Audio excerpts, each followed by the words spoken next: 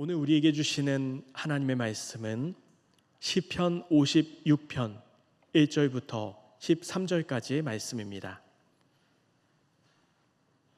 구약성경 841페이지 정도에 있습니다. 시편 56편 1절부터 13절까지의 말씀을 교독으로 읽도록 하겠습니다. 하나님이여, 내게 은혜를 베푸소서. 사람이 나를 삼키려고 종일 치며 압제하나이다.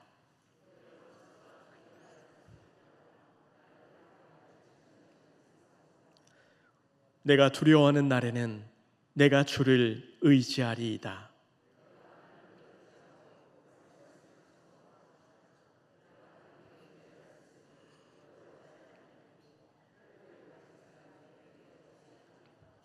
그들이 종일 내 말을 곡해하며 나를 치는 그들의 모든 생각은 사악이라.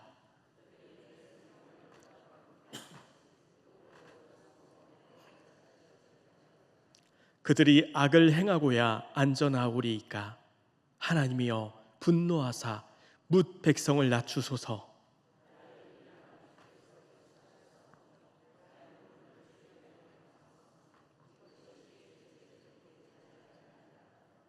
내가 아뢰는 날에 내 원수를 물러가리니 이것으로 하나님이 내 편이심을 내가 아나이다.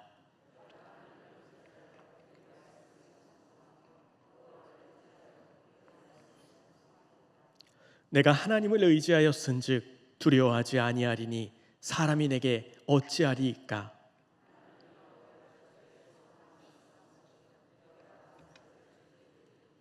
같이 읽겠습니다. 시작. 주께서 내 생명을 사망에서 건지셨음이라. 주께서 나로 하나님 앞 생명의 빛에 다니게 하시려고 실족하지 아니하게 하지 아니하셨나이까. 아멘.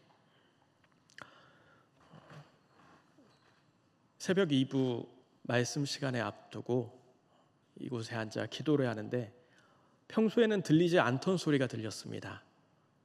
깍깍. 이쪽쯤에서 까치가 그렇게 울더라고요. 옛말에 그런 말이 있죠. 까치가 울면 손님이 온다, 좋은 사람이 온다. 저에게 있어서 좋은 사람이 누구일까 생각해 봤더니 누구일 것 같으세요? 여러 가지 생각이 드시겠지만 전 이 자리에 함께한 여러분이 좋은 분이라 그렇게 생각을 합니다. 한 마음으로 함께 기도하고 찬양하고 또 말씀을 나누고 합심하여 기도할 수 있다는 것, 좋은 사람이 아니면 어떻게 같이 할 수 있겠습니까? 이 자리에 함께한 우리 서로가 그 은혜 가운데 참으로 귀한 분이고 귀한 사람이다, 그 마음을 품고 오늘 함께 예배의 자리에 기쁨으로 임하시길 축복합니다. 오늘 말씀의 제목은 하나님의 사람입니다. 요즘에 장마라고 하는데 지난 목요일에는 정말 장마 같았는데 또 비가 안 내려서 또 일기예보도 바뀌었더라고요. 그래서 장마 때에 생각지 못하게 비가 내릴 때가 있습니다. 그러면 길을 걷다가 사람들이 어떻게 되죠? 모두 다 뛰어가기도 하고요. 모두 다 비를 맞습니다. 믿는 사람이나 믿지 않는 사람이나 하나님이 허락하신 자연 법칙 안에 동일한 시간을 살아가고 또 비가 내리면 비를 맞고 해가 내리치면 햇살을 맞이합니다. 믿는 사람이나 믿지 않는 사람이나 일상의 삶 속에 행복감을 느끼기도 하고 때로는 어려운 가운데는 괴로움을 느끼기도 합니다. 어떤 가정은 믿지 않는데 한편에서 볼 때 더 평화롭게 보이기도 하고 행복하게 건강한 것처럼 보일 때도 있습니다. 우리의 일상의 삶 속에 만나는 수많은 사람들 속에 하나님을 고백하는 믿음의 사람이 다른 점이 무엇일까요? 하나님의 사람, 믿음의 사람은 어떻게 다를까요? 오늘 말씀의 소제목에는 다윗이 가드에 피했다가 블레셋 사람들에게 잡혔을 때 블레셋 사람들에게 잡혔을 때라고 말씀합니다. 그러면 다윗은 무엇 때문에 가드로 피했다가 이렇게 잡히게 되었을까? 그렇게 피하게 된 이유가 사무엘상 21장 10절에 기록되어 있습니다. 그날에 다윗이 사울을 두려워하여 일어나 도망하여 가드왕 아기스에게로 가니. 무엇 때문이라고 합니까? 사울을 두려워하여. 이것이 개역 개정 성경의 번역입니다. 그런데 문득 이 말씀이 궁금해서 다른 버전의 성경을 봤습니다. 새번역 성경에 보면은 다윗이 거기를 떠나 그날로 사울에게서 도망하여. 혹시 차이를 느끼셨나요? 자세히 들어보면 다른데 두려워했다라는 말씀이 없습니다. 그래서 공동번역 그리고 우리말 성경도 봤는데 여기에도 역시 두려워하여라는 말씀은 없습니다. 우리 성경에 두려워하여라고 번역된 이 부분을 히브리어를 찾아봤더니 파네라는 단어를 쓰는데 이것은 얼굴이라는 의미입니다. 이게 무슨 말이냐? 다윗이 지금 사울을 피하는데 그 피하는 것은 얼굴을 피했다는 겁니다. 두려움에 빠져서 패닉 상태로 나 어떻게 해야 살 수 있을까? 빨리 이곳으로 도망할까? 저곳으로 도망할까 하다가 도망한 게 아니라 다윗의 삶의 선택 가운데 사울의 얼굴을 마주하고 싶지 않다. 이곳을 벗어나자 하는 일반적인 선택이었다는 겁니다. 사울의 얼굴을 피하려고 블레셋을 향했던 다윗. 그에게 어떤 일이 벌어집니까? 사무엘상 21장 11절에는 아기스의 신하들이 아기스에게 말하되 이는 그 땅의 왕 다윗이 아니니까 우리가 춤추며 이 사람의 일을 노래하여 이르되 사울이 죽인 자는 천천히요 다윗은 만만이로다 하지 아니하였나이까. 아기스의 신하들이 다윗을 알아봅니다. 그리고 이어지는 12절에 보면 다윗이 이 말을 그의 마음에 두고 가드왕 아기스를 심히 두려워하여. 이 말을 마음에 두고. 이러한 말씀을 근거로 할 때 다윗이 가드로 피할 때 그의 마음 가운데는 자신이 잡힐 것이라 그런 생각 전혀 없었던 것 같습니다. 그러니까 블레셋 장수 골리앗의 칼을 차고도 당당히 그 동네 가드로 갔겠지요. 그런데 자신의 생각과 다르게 아기스의 신하들이 대번에 다윗을 알아봤다는 겁니다. 피해자는 원수를 알아보죠. 가드 사람들은 골리앗을 죽인 다윗을 알아봤습니다. 가드 사람들이 다윗을 알아보고 이렇게 표현합니다. 왕이라고 말하죠. 사람들이 다윗에 대해 노래했던 것까지 정확하게 기억합니다. 지금과 같이 인터넷이 있다면은 순식간에 온 세계로 정보가 퍼지기 때문에 저 사람 얼굴 봤어, 알아, 충분히 알겠죠. 그런데 이 당시에는 인터넷이 없었습니다. 그럼에도 가드 사람들은 다윗을 알아보았고 또한 왕으로서 알아봤다는 겁니다. 이 말은 분명 도망자였지만 그에게 후광이 있었구나 생각할 수 있게 합니다. 하나님의 사람은 겉모습 가운데 어쩔 수 없이 드러나는 그와 같은 모습이 있다는 거죠. 여러분 가끔 그런 말을 듣지 않나요? 교회 다니시죠? 안 들으세요? 들으시기 바랍니다. 믿는 사람의 삶 속에 그 얼굴 표정, 그 행동, 그 삶의 영역 속에 드러나는 그 믿음이, 그 은혜가 그리스도의 향기가 드러날 수 있길, 풍길 수 있길 축복합니다. 상황을 묘면하기 위해서 다윗은 아기스 왕 앞에서 미친 채 처절한 연기를 합니다. 침을 수염에 흘리고 벽에 문을 그적거리면서 표정도 미친 채 했겠죠. 그 처절한 연기 속에 하나님의 은혜가 임하자 결국에 다윗은 아기스 왕에서 벗어나게 됩니다. 그런데 생각해 보기 원합니다. 다윗이 미친 채에서 그곳을 벗어나게 되었을 때 마음 한켠에 살았다 하는 안도감이 있었겠죠. 그런데 그 안도감 이후에 무엇이 있겠습니까? 어떻게 해서 살아남았죠? 미친 채에서. 그의 마음 가운데 얼마나 처절한 그 자괴감과 자신에 대한 그 부끄러움과 그 안쓰러움, 얼마나 자신이 싫었겠습니까? 우리는 이 사건에 대해서 사실 사무엘상 21장 10절부터 15절 그냥 5절에 기록되어 있고 미친 채에서 풀려났다, 쉽게 여길 수도 있습니다. 그래서 수월하게 이곳을 빠져나왔나 보다, 그렇게 생각할 수도 있죠. 그런데 오늘 우리가 살핀 시편 56편은 다윗이 그 미친 채 하면 그 상황 속에 어떠한 마음이었고 어떠한 고백이었고 어떠한 하나님의 은혜를 경험했는지 기록하고 있습니다. 이 말씀을 통해 다윗이 고초를 겪었구나, 어려움을 겪었구나 알 수가 있습니다. 먼저 1절 말씀에 보면 사람이 나를 삼키려고 종일 치며 압제하나이다. 여기 삼키려고라는 히브리어는 짓밟다라는 의미가 있습니다. 지금 아기스의 신하들은 다윗을 발견하고 그를 짓밟기 위해서 종일토록 그를 압제하고 고통스럽게 하고 있습니다. 그에게 힘든 마음을 그를 굉장히 학대했다는 거죠. 뿐만 아니라 원수들은 다윗의 말에 곡해하였고 또한 숨어서 다윗의 행동을 지켜보면서 책잡을 것은 무엇일까, 그리고 그에게 해악을 끼치는 것 어떻게 하면 될까, 눈빛을 번쩍이고 있었다는 겁니다. 다윗은 누구도 자신의 편이 없는 그 상황 속에 어려움을 겪었습니다. 그래서 이렇게 고백합니다. 나의 눈물을 주의 병에 담으소서.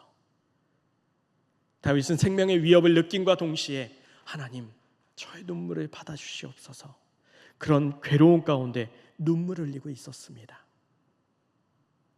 사무엘상 21장 12절에 다윗이 아기스에 대해 심히 두려워했다라고 하는데 이 히브리어는 야레라는 단어로 하나님을 경외할 때도 쓰이는 단어입니다. 다윗이 지금 얼마나 아기스를 두려워했는지, 그 눌림 가운데 괴로워했다는 것을 적나라하게 표현하는 모습입니다.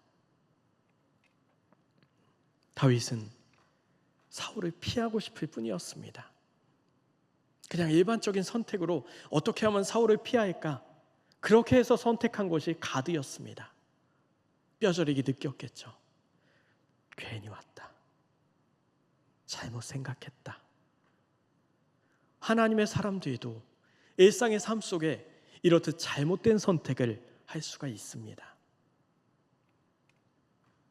어찌 보면 불평, 불만, 원망할 수도 있습니다. 하나님, 저 좀 지켜주셔야죠. 하나님, 이곳에 빠져나올 수 있게 해주셔야죠. 그런데 다윗은 그런 원망을 하는 게 아니라 오늘 말씀을 보면 알 수 있듯이 하나님의 은혜를 구하고 있습니다. 그 길을 인도하시게 간구하는데 3절에 내가 두려워하는 날에는 내가 주를 의지하리이다. 두려움 가운데 있을 때 주를 의지하리이다. 하나님을 의지합니다. 그리고 그러한 의지, 그 간구 속에 4절 말씀에는 내가 하나님을 의지하고 그 말씀을 찬송하올지라. 내가 하나님을 의지하였은즉 두려워하지 아니하니 혈육을 가진 사람이 내게 어찌하리이까. 11절에도 내가 하나님을 의지하였은즉 두려워하지 아니하리니 사람이 내게 어찌하리이까.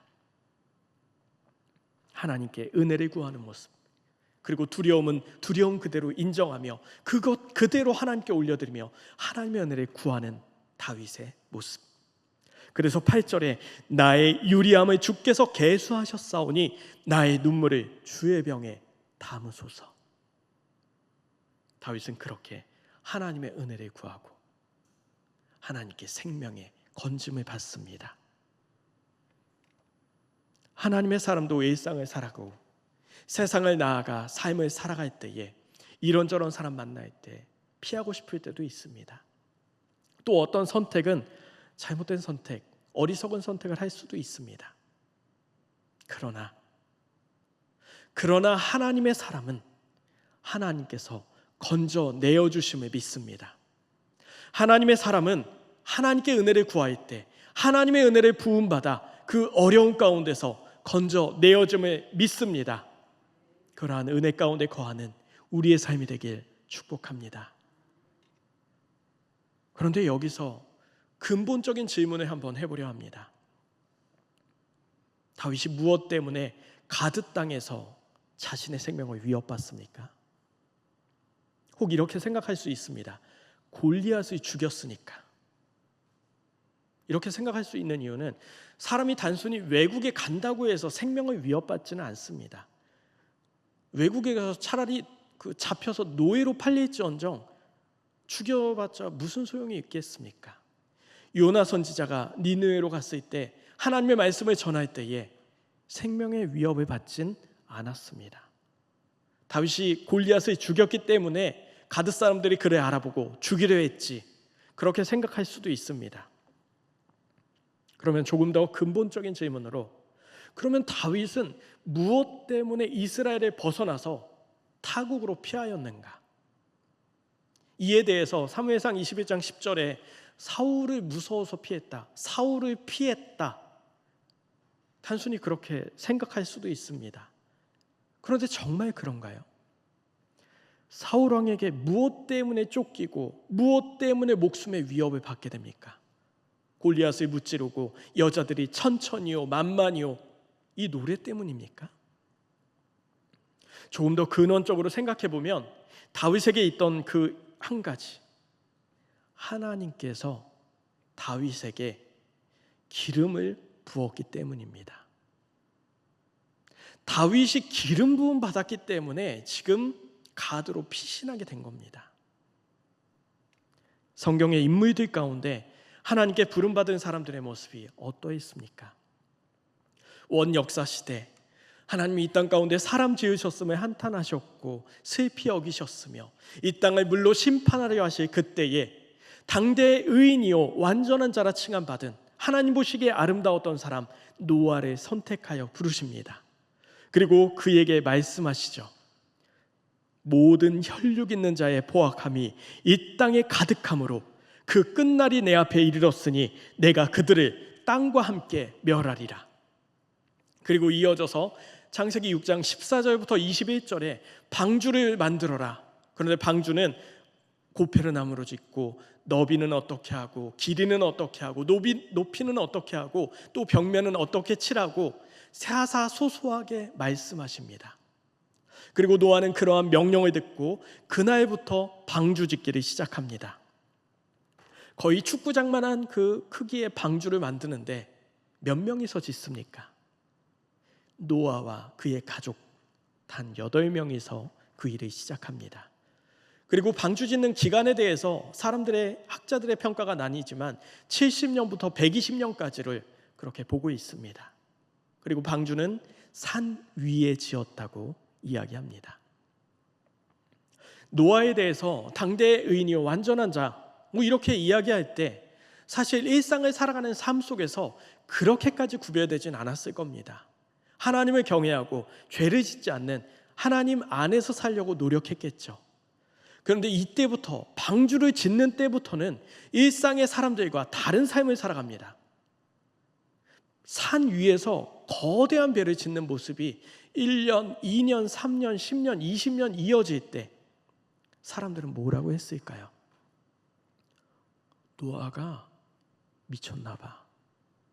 아니 산 위에다가 레스토랑도 아니고 왜 배를 짓지? 이해할 수 없는 모습이죠. 그런 욕을 들어먹고 뒷이야기를 듣고 그런 상황 속에 하루 이틀도 아니고 100여 년 가운데 일하는 그 삶 결코 녹록지 않았습니다. 하나님 차라리 저도 물로 쓸어주세요, 이런 마음이 들지 않았을까 하는 추측도 해봅니다. 노아가 무엇 때문에 그러한 일을 합니까?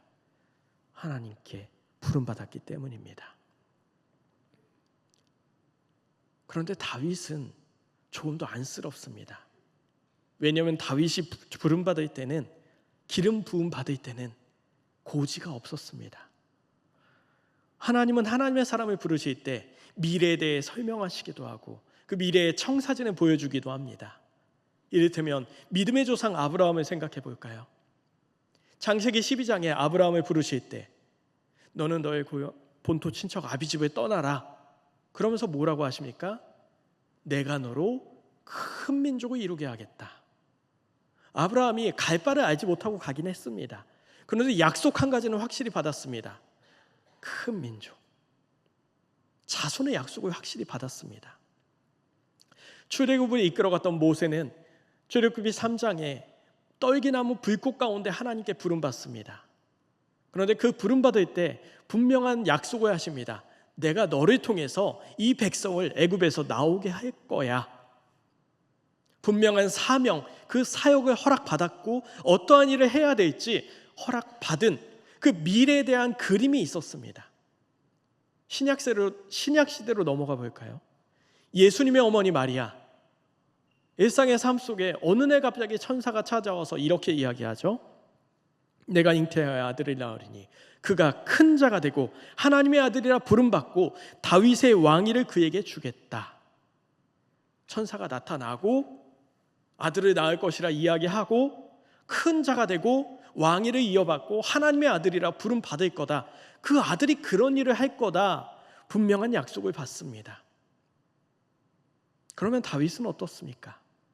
다윗이 부름받을 때의 모습, 기름 부음받을 때의 모습, 다윗은 그냥 열심히 그 삶을 살아갔습니다. 다윗은 자신이 하던 일에 열심히 했습니다. 아버지가 양을 치라고 해서 양을 쳤습니다. 고음이 나타나면 고음을 물리쳤고 사자가 나타나면 사자를 물리쳤습니다. 일상의 삶 속에 하나님을 찬양하며 단순하지만 그 삶의 자리에서 신실하게 기쁨으로 삶을 영위했습니다. 그러던 어느 날 사무엘 선지자가 자기 아버지 집에 오더니 자기를 부릅니다. 그리고 기름을 붓습니다. 하나님은 기름 붓기 전 다윗에게 너는 이스라엘의 왕이 될 것이고 너는 이러한 기간 동안에 이런 어려움을 겪지만 결국엔 승리할 거야. 설명이 없으십니다. 미래에 대한 청사진이 없습니다. 다윗은 15살에 기름 부음 받았고 20살에 골리앗 무찌르는 그 아름다운 일을 행했지만 그 이후로 30이 되기까지 도망하고 피하고 자기 사람들에게 돌맞을 뻔하고 괴로움을 겪습니다. 다윗이 원한 적 없습니다. 다윗이 하나님한테 하나님, 저는 이 나라 백성들을 위하여 제가 왕이 되고 싶습니다. 제가 왕이 되면 하나님께 영광 올려드리고 백성들을 잘 이끌어갈 수 있습니다. 제발 저를 왕시켜 주세요. 구한 적이 없습니다. 하나님의 사람은 하나님께 기름 부음 받았다는 그 이유, 하나님께 부름 받았다는 그 이유로 고난을 겪기도 합니다. 가끔 동기 목회자들과 만날 때가 있습니다. 그리고 그곳에서 이야기를 하는데 그런 이런저런 이야기 가운데 즐겁게 나누는 그런 이야기 가운데 한 가지가 누가 더 고생해 봤느냐. 그러면서 이런저런 이야기합니다. 그래서 가장 힘들었던 사택, 야 나는 이런 집에서 살아봤어. 그리고 또 이야기하는 건 야 나는 이런 성도님도 만나봤다. 그러면서 그런 어려움을 토로하기도 합니다. 그리고 그 시간 가운데 이제는 웬만한 일에 흔들리지 않고 그래도 그러려니 하면서 목회 사역을 이어간다. 그런 이야기를 나누죠. 그런데 목회에서 가장 힘든 부분이 아마 사람인 것 같습니다. 사람에 대해선 정해진 답이 없습니다. 어떤 분은 밀접한 관계를 원하기도 합니다. 그런데 어떤 분은 밀접하게 다가가려 하면 거리감을 둡니다. 사람을 보자마자 그 사람의 머리 위에 나는 적당한 거리감, 나는 밀접한, 이게 써 있으면 얼마나 좋겠습니까? 그런데 그게 보이지 않습니다. 그리고 그 시간 속에 어느 정도의 텐션을 유지해야 되는지 조금씩 알아갑니다. 성도님들 한 분 한 분이 다 다릅니다. 케이스 바이 케이스 다 다르죠. 그래서 우리는 고백할 수밖에 없습니다. 하나님 이외엔 답이 없다. 하나님의 은혜 아니고선 이 목회 사역을 이어갈 수 없다. 사울 왕도 하나님께 기름 부음 받았습니다. 그런데 다윗과 달랐던 점은 사울에게는 이러한 광야의 시간, 고난의 시간이 없었습니다. 그리고 그가 왕위에 오른 이후에는 점점 하나님으로부터 멀어졌습니다. 다윗은 지금 이러한 괴로운 고난, 역경, 환난의 시간에 거치지만 그가 그 시간을 통과한 이후에는 그의 전에도 그의 후에도 없는 전무후무한 왕이 되어 갑니다. 하나님의 일을 감당하는 믿음의 왕으로서 세움받게 된다는 겁니다. 베드로전서 4장 12절부터 13절에 사랑하는 자들아, 너희가 연단하려고 오는 불시험을 이상한 일 당하는 것으로 여기지 말고 오직 너희가 그리스도의 고난에 참여하는 것으로 즐거워하라. 이는 그의 영광을 나타내실 때에 너희로 즐거워하고 기뻐하게 하려 함이라. 로마서 8장 17절에는 자녀이면 또한 상속자 곧 하나님의 상속자요 그리스도와 함께한 상속자니 우리가 그와 함께 영광을 받기 위하여 고난도 함께 받아야 할 것이니라. 고난을 통해 다윗은 영광 가운데 임하였다는 겁니다. 12절에 다윗은 아직 구원함을 받지 못한 상태, 아직 건짐을 받지 못한 상태에서 감사의 제사를 올려드립니다. 이어지는 13절의 히브리어 성경으로 보면 그 시작하는 단어가 키라는 이유를 나타내는 접속사로 시작합니다. 이대로 해석해 보면 내가 감사제를 드리는 이유는 주께서 내 생명을 사망에서 건지셨음이라. 주께서 나로 내 하나님 앞에 생명의 빛에 다니게 하시려고 실족하지 아니하게 하지 아니하셨나이까. 다윗은 감사제를 드리며 그 구원하심을 확신하고 있습니다. 여기 실족이란 히브리어 데히라는 실족, 넘어짐, 비틀거림이란 단어와 레겔이라는 발이라는 단어가 합쳐진 단어입니다. 그러니까 발이 비틀거리지 않게 한다, 발이 넘어지지 않게 한다라는 것이 실족이란 말입니다. 하나님이 그 발을 붙들어 주심으로 하나님 앞에 살 수 있도록 인도하신다는 것, 그 무엇도 하나님의 사람의 삶을 무너지게 할 수 없다, 하나님의 사람은 죽지 않는다는 것을 분명하게 선포하고 있습니다. 4절에 그리고 11절의 세번역 성경으로 보면 사람이 감히 어찌하겠습니까? 사람이 나에게 감히 어찌하겠습니까? 이렇게 고백을 하는데 그 이유가 무엇이냐? 하나님이 발을 붙들어 주시기 때문입니다. 그 발이라는 것, 발을 지켜주신다는 것, 무슨 의미가 있겠습니까? 우리의 발은 삶의 방향을 이어갑니다. 과거 전쟁 그 전술의 핵심은 지형에 따라서 차지하는 비중이 컸습니다. 왼쪽으로 가느냐, 오른쪽으로 가느냐, 나아가느냐, 숨느냐에 따라서 생명이 오고 가기도 하고 승리가 있기도 하고 패배가 있기도 합니다. 그 발걸음이 중요하다는 거죠. 그래서 무기 중에 지뢰라는 것은 그 발이 밟았을 때 발목, 그 신체의 일부분이 상하기도 하고 생명을 앗아가기도 하는 무기도 만들어졌습니다. 하나님이 발을 지킨다, 그 하나님이 발을 지켜주신다, 이것은 생명을 지켜주신다는 겁니다. 하나님은 그와 같은 분입니다. 우리의 생명을, 다윗의 생명을 지켜주었듯이 우리 하나님의 사람의 생명도 지켜주십니다. 지켜주십니다. 다윗도 수많은 죽음의 위기 가운데 있었지만 죽지 않았습니다. 생명의 아이러니에 대해 성경은 이렇게 말씀합니다. 자기 목숨을 얻는 자는 잃을 것이요 나를 위하여 자기 목숨을 잃는 자는 얻으리라. 섬기던 시골 작은 교회 그 집사님께서 간암에 걸리셨습니다. 아산병원의 의료진들도 이제 가망이 없다고 진단했습니다. 사실 40대의 건장한 남성도 간암 말기가 되면 숟가락들 힘조차 없고 한 달을 넘기기 쉽지 않다고 합니다. 그런데 이 집사님은 시골 교회에서 이런저런 살림을 맡아 하시던 열심히 있는 분이었습니다. 담임 목사님은 주기적으로 정해진 시간에 병원에 가서 치유 기도를 하셨습니다. 처음에 병원 관계자들은 그 일을 귀찮아했습니다. 그리고 그 집 사위도 장인어른 병 나으면 자신도 예수 믿겠노라 이야기하곤 했습니다. 그렇게 그 사위는 교회에 다니게 되었습니다. 병원에서도 가망 없던 이 사람의 회복에 놀라고, 또한 이제는 목회자들의 치유기도 시간을 인정하겠다라고 표현했다고 합니다.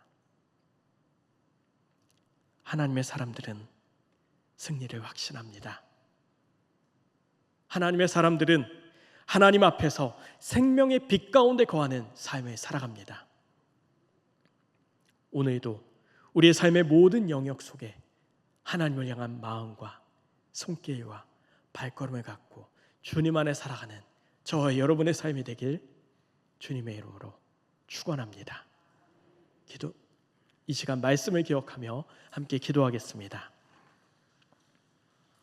하나님의 사람은 어떠한 선택에도 하나님이 지켜주십니다. 그리고 건져주십니다.